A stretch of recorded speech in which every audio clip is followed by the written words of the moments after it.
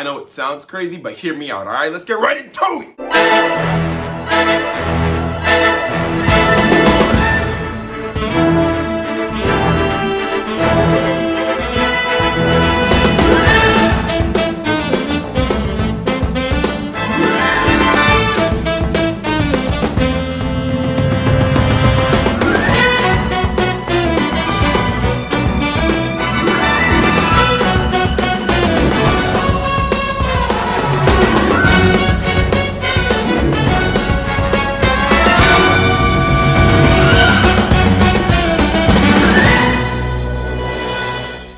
Bourto Naruto Next Generations. A movie originally that was perfectly set up to then become an anime that was supposed to be the perfect successor, or at least a great successor, to Naruto. But then, when the anime finally came around, we were hit with this. Now, you guys might be looking at this 60% on the screen and wondering what it is. That is the filler percentage of Boruto. And I don't know what happened, because I personally looked into the manga, and that's what I end up doing a lot now. I didn't used to do that. I used to just suck it up and deal with the anime. But recently I've been looking into manga when the anime just ain't doing it for me. I did the same thing with Black Clover, and now I'm doing it, or I did it with Boruto. And after reading the manga of Boruto and watching more of the show, I was like, where are they getting this story from? Because when looking at this anime, I'm like, y'all have all these characters and y'all have all these arcs that y'all are making seem so important. Like, they had a whole time traveling thing when they went back to the past, and I didn't hear nothing, not a lick about that in the manga. It just didn't happen, non-existent. This Jogan concept, I ain't heard nothing about that either, at least to date, right? Like, it's seen a couple times. I think it's shown at the very beginning, the same way that it's shown at the beginning of the anime as well. But just after a while, it just straight to side. It was as if the filler army just came in and took over the show. Right? Like, all hope was lost. But then, when everybody, all those who appreciated Boruto and wanted it to be the true successor, were down on their last legs, it seemed as though a shining ray of hope appeared. It seemed as though a ninja from the village hidden within the plot appeared and made his way into the animation and writing room of the show.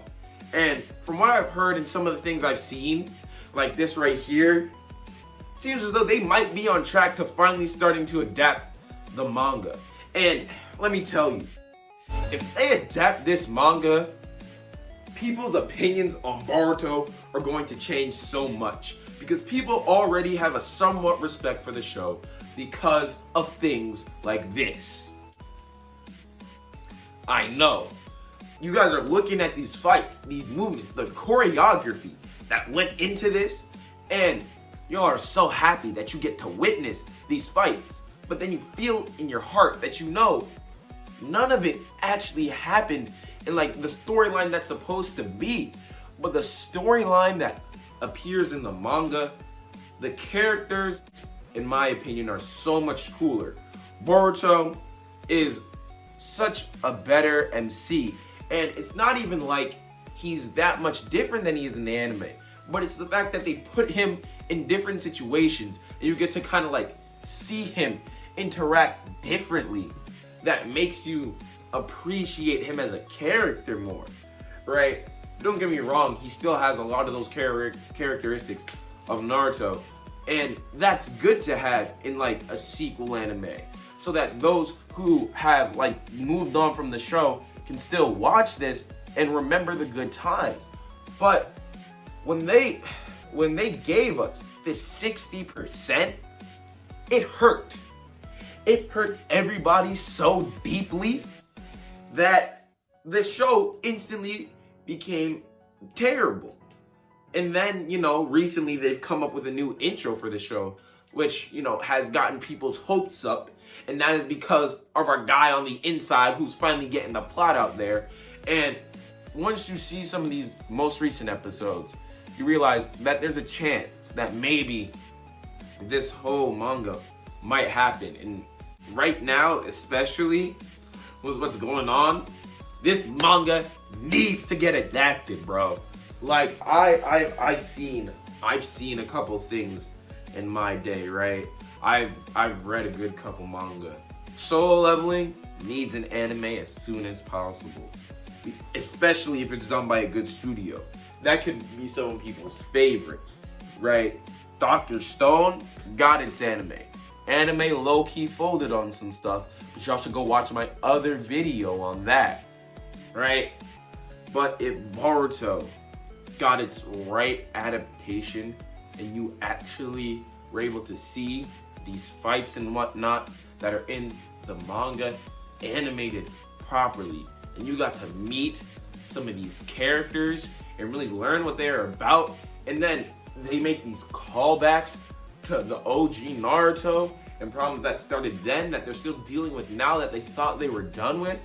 When you get to see all of that, it's just so, it hits different.